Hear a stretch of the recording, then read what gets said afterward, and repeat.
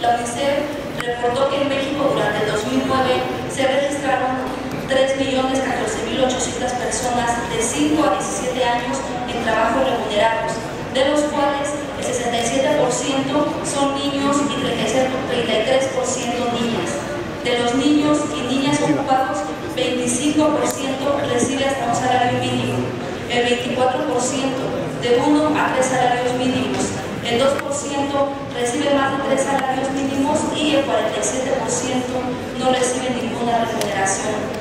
Especial atención se merecen los hijos de jornaleros migrantes, ya que después de trabajar largas jornadas en los campos agrícolas les queda poco tiempo para asistir a la escuela, agregándole que estos niños jornaleros migrantes carecen de servicios de salud, educación y protección. La encuesta nacional de jornaleros en 2009 indica que el 39.1% de la población jornalera agrícola es menor de 18 años y conforme a cifras estimadas por la Secretaría de Educación Pública,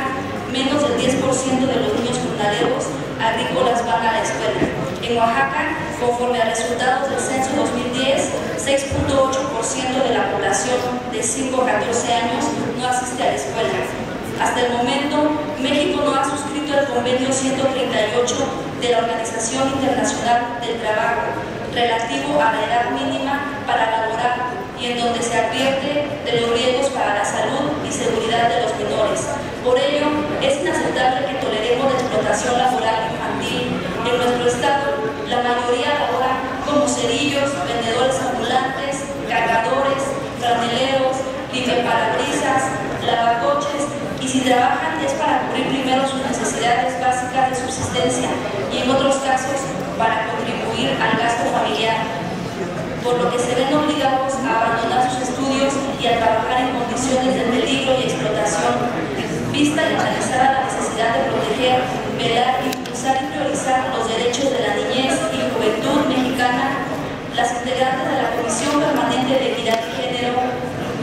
vemos de gran importancia y prioridad fundamental el exhorto al titular del Poder Ejecutivo Federal de hacer efectivos los convenios pactados por el Estado mexicano en materia de trabajo infantil y fortalecer las acciones y políticas públicas orientadas a eliminar las peores formas de trabajo infantil en salvaguarda de los derechos de la niñez y juventud en México.